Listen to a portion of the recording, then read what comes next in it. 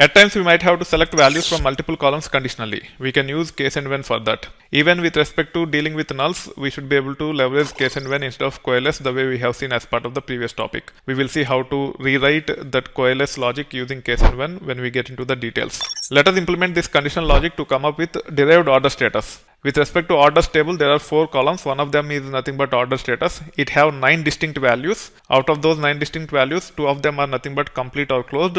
If order status is one of the complete or closed, we want to change it to completed. If the order status have pending in it, then we will say pending. If order status have processing or payment review in it, then also we will say pending. For the rest of the others, we just want to set it as other. So finally, out of these 9 values, we want to group them into 3: completed, pending, and other. We should be able to use case and when for these kind of scenarios. When it comes to case and when, we also have else to actually come up with the logic where none of the conditions satisfy. Let's load the SQL magic. Let's create this environment variable called as database underscore URL. Let's drop the table sales. Let's create it and insert these 5 records into it. You can also preview the data. Earlier we have used coalesce to actually change this none to 0 to multiply with sales and get commission amount as 0. Now I am using case when approach. This is how it will look like. Case when commission percentage is not null, round off sales amount multiplied by commission percentage divided by 100, comma 2, which will give us the actual sales amount based upon the commission percentage. However, if commission percentage is null, then it will go to the else part. We are just returning 0. Now you should be able to run this and you can see the output here.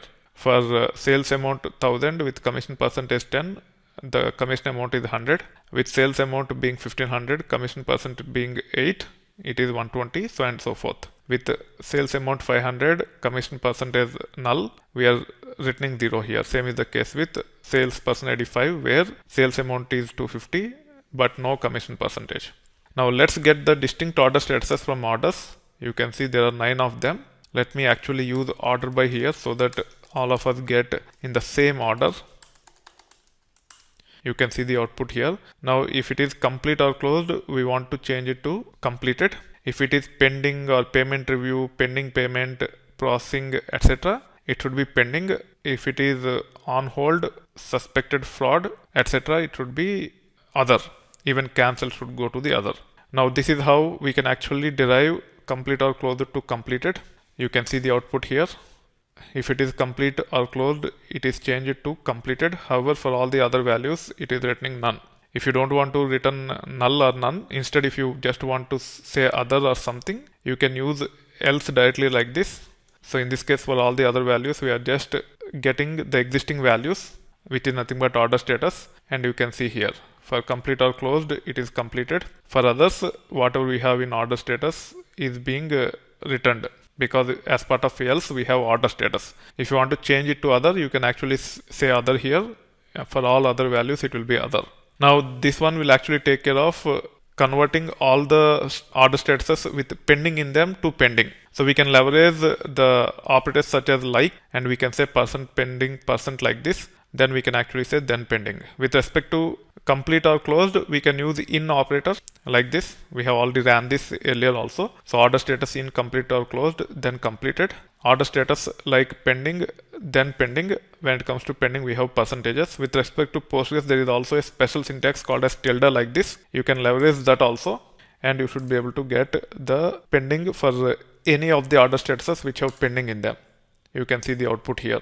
As pending payment have pending, we are seeing pending here. When it comes to processing, it is other. Again, pending payment is pending, pending payment is pending. Complete or closed, it's completed. So either you can use tilde like this or like operator with percentage before pending and after pending to derive any of the strings which have pending in them to pending.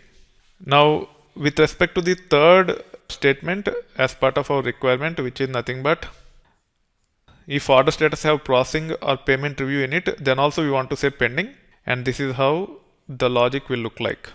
So you can say order status like pending or tilde pending, or order status in processing comma payment review. Even in those scenarios, we want to convert to pending.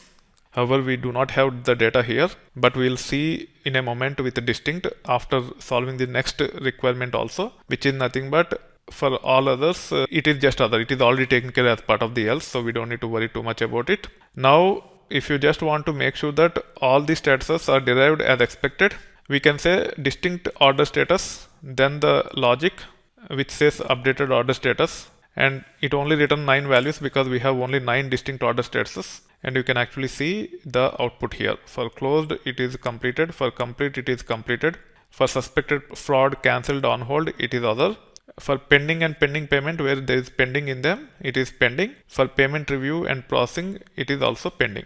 This is how you should be able to develop conditionals using case and when. Case and when is one of the most important thing which you need to understand while writing the queries. It will solve a lot of problems with ease because writing conditionals is very common with respect to processing our data while writing the queries. Hence, make sure you have enough comfort level with respect to case and when.